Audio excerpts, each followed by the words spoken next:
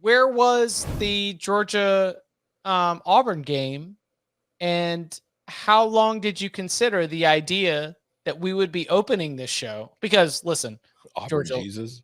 if Georgia loses thanks to Auburn Jesus in Jordan Hare Stadium, then clearly that is the number one thing we talk about. We don't wait till now. We're talking about it right off the rip, whatever happens in Notre Dame Duke.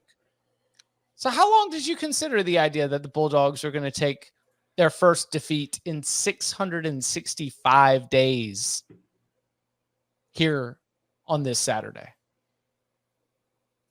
Maybe I should have considered it, but I never did. Because Yeah. Auburn just could never throw the football effectively, and they could never get that crucial 2-touchdown lead. And the only way Auburn really got in scoring position at all on the day was the 2 turnovers.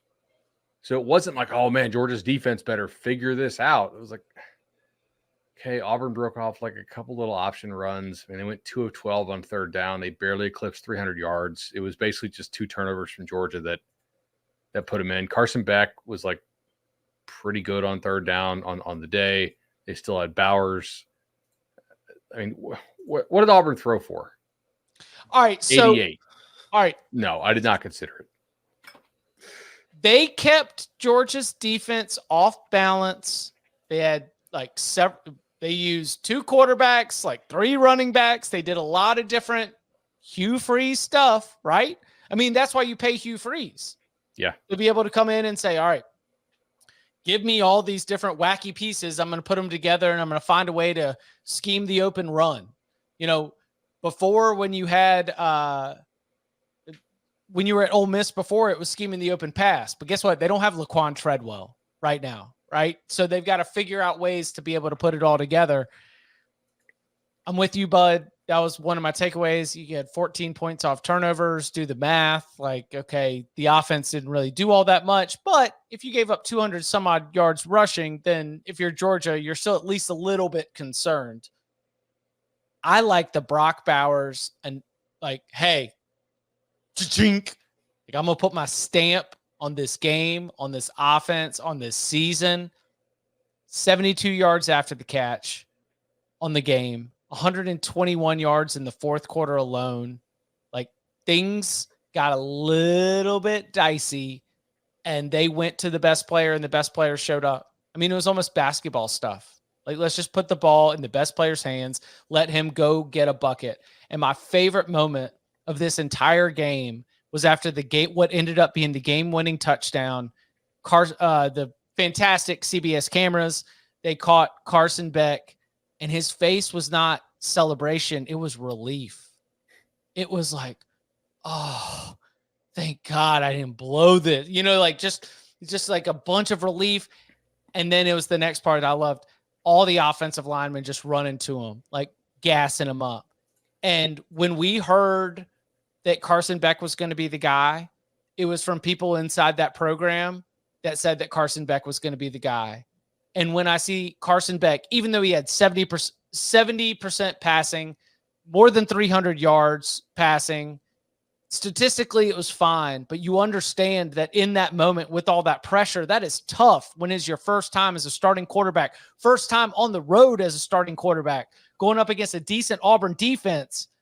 And you see that the rest of his offensive line rallying behind him. I was like, okay, that's why I'm not going to say Carson Beck's going to get benched. I know Tom's going to call him ugly, but I'm just going to say that I've never said that on air, Chip. That is off-air stuff.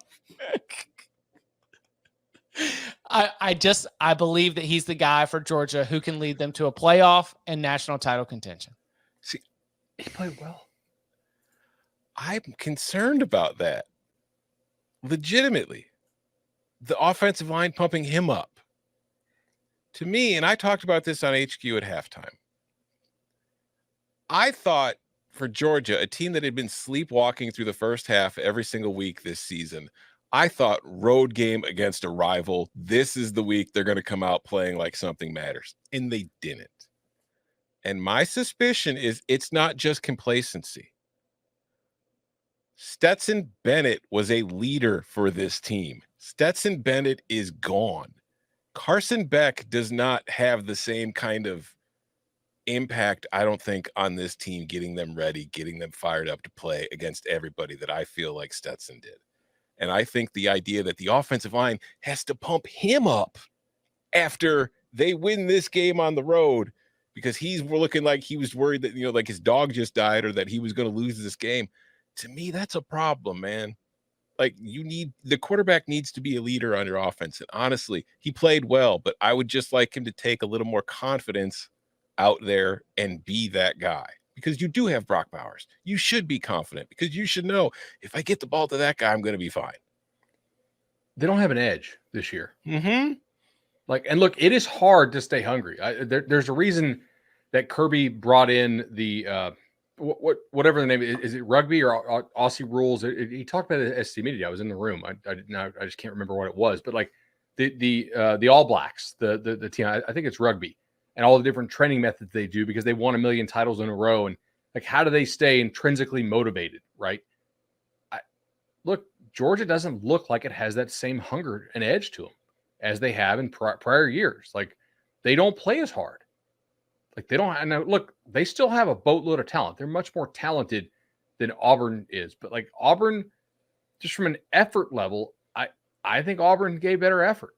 Georgia's just way more talented.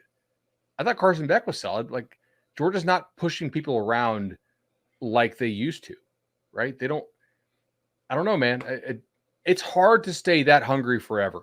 This is one of the reasons why it's hard to three-peat. And they really might three-peat because I don't see another team out there that looks amazing. But is Georgia just snap call favorite of everybody in the country right now?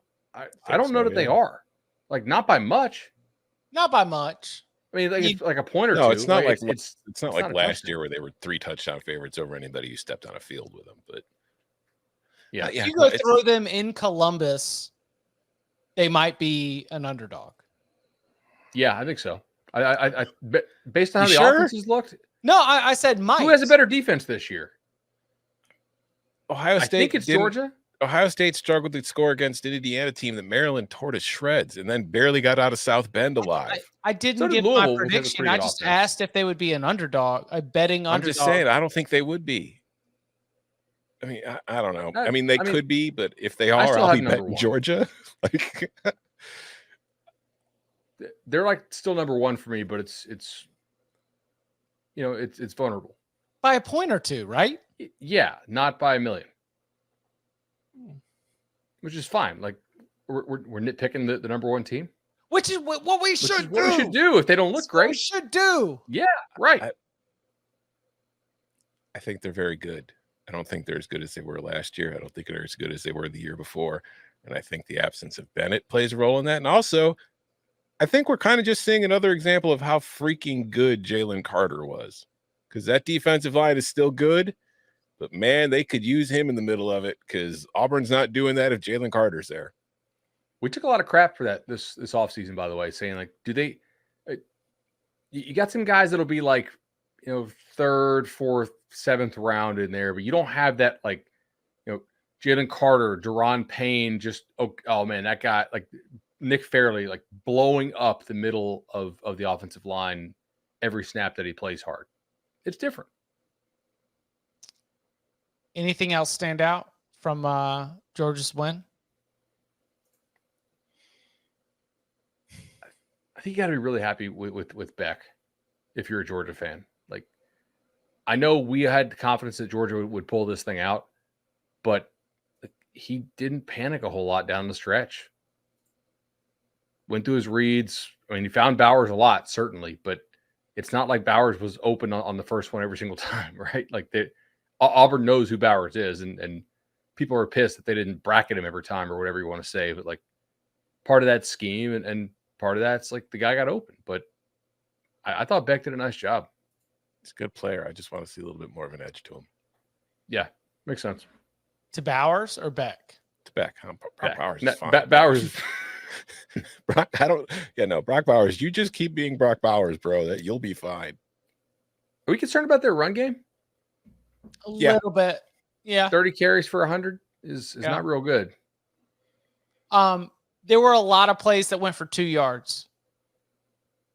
And if those plays had gone for 4 or 5, as we have become accustomed to, even before Georgia was winning national championships, we were accustomed to 4 to 5 yards to carry on some of those. And I think Daijun Edwards is a good player. What they call him? Slimy? They either called him slimy or slippery. On the touchdown run. Yeah. Mhm. Yeah. Yeah, I can buy that, shifty, seems to have a good feel. I can rock with that, but it's put a lot on Daijun Edwards' back. And we've discussed the injury issues that they've had, but And while Auburn didn't have any sacks, they did have 8 tackles for loss. It's not a perfect team. That's the other thing too. Like, when you talk about this Georgia team, you have to compare it to the team that has won the national title. So when you nitpick it, it's not that you think it's bad. You're just saying it's not as good as the teams you've seen the last 2 years. Right. Exactly. But Kirby, you can tell them that we think you suck. That's fine. Because you probably will anyway. Yeah. Yeah. Print it. Kirby, Carson Tom thinks you're ugly. Chip said so. My bad, Tom. It's a funny it's a very we'll flesh it out on another episode. We legitimately segment. have enough time for the breakout VOD that is how your attractiveness correlates to your quarterback success. It does. It does. It does. Yeah.